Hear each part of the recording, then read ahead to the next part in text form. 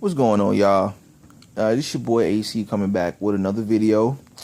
And this video right here is in response to the homie BOXINGEGO.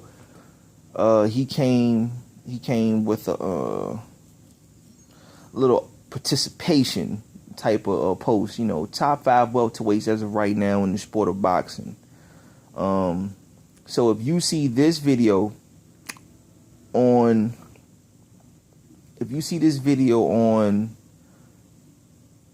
Facebook, feel free to drop your top 5 or top 10 welterweights. If you upload videos, then feel free to do a response. But I'm just going to do a top 5. I could do a top 10 because, in all fairness, the welterweight division is probably the most stacked division in the sport of boxing right now. But as of right now, we're just going to keep it top 5. Because the top 5 is what really matters. Let's just be honest. I'm going to start at the top of the pecking order. Floyd Mayweather. Floyd Mayweather Jr., 48-0. I don't think he's relinquished the titles yet. So as of right now, he is the current WBC, WBA, and WBO welterweight championship holder. So he's the closest thing to a lineal champion that we have in the sport outside of Vladimir Klitschko.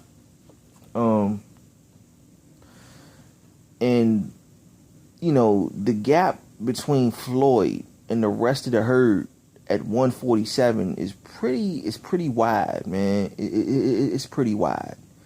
And I tend to agree with BOXINGEGO and also Fight Critic. As a matter of fact, let me put this in. If you're on YouTube and you love the sport of boxing, I would suggest that you subscribe to Fight Critic.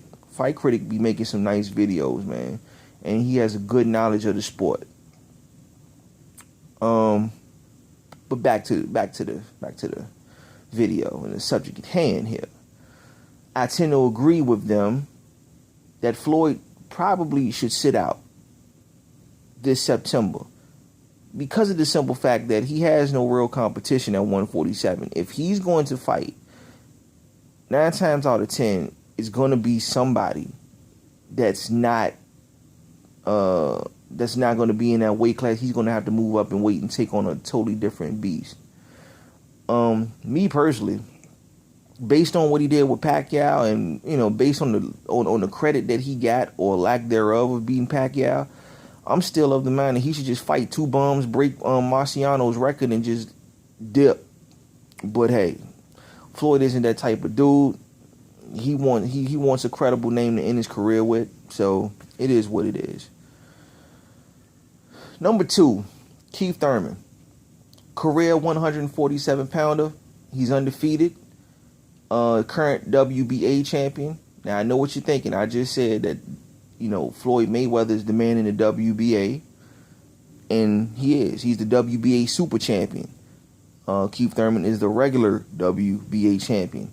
Don't ask me why the WBA has made so many titles. Only one answer can materialize from that question, and that's sanctioning fees. But, after Floyd retires or he relinquishes the belt, then the WBA already has their champion in place, and that's Keith Thurman. Keith Thurman, he just came off a career-defining win against Robert "The Ghost" Guerrero.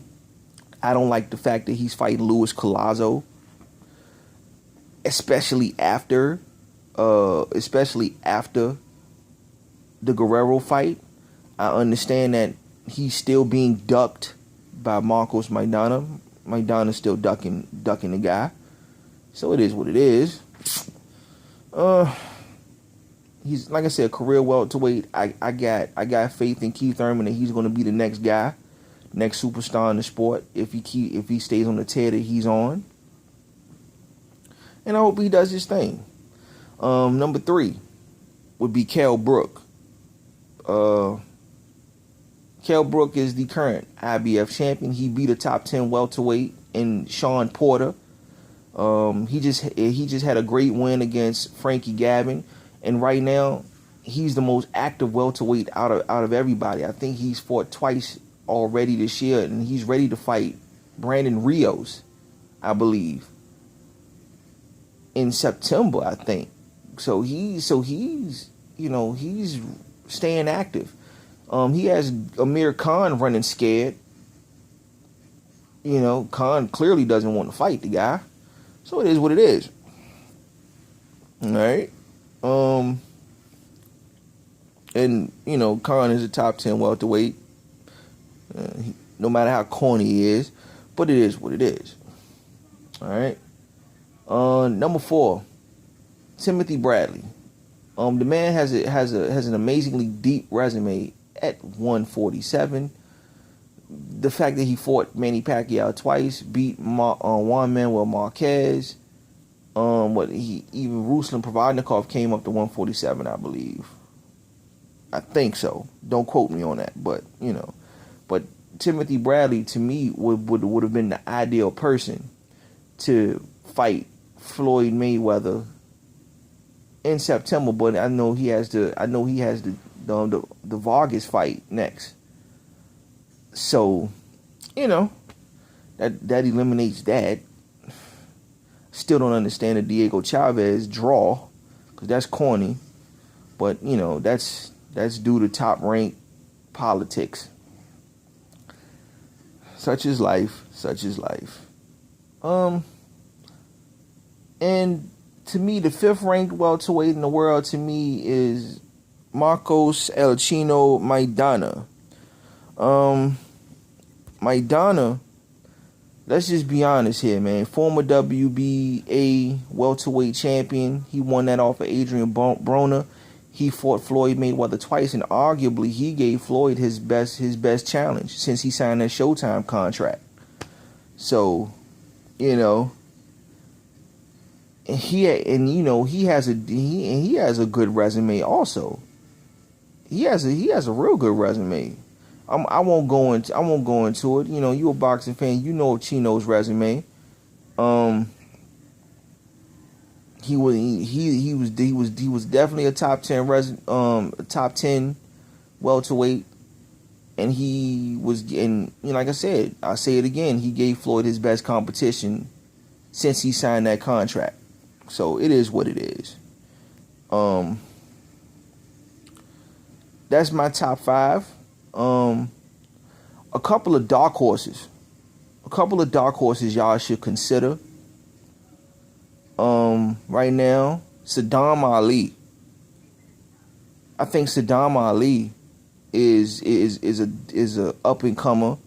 If he stays on the tear that he's on, I believe he's 22-0 right now, and he's turned through the competition. And another fighter that I'm looking at is also Errol Spence. Errol Spence is that dude right now. He's coming up June 20th. Catch him. He has a fight on Broner and Porter's undercard. Errol Spence, he's active right now. He's coming up through the ranks. Watch out for him too. But that's my top 5. Those are my top 5 welterweights. People want to know why Manny Pacquiao is not on there, because he put on a disgraceful performance against Floyd. That performance was disgraceful.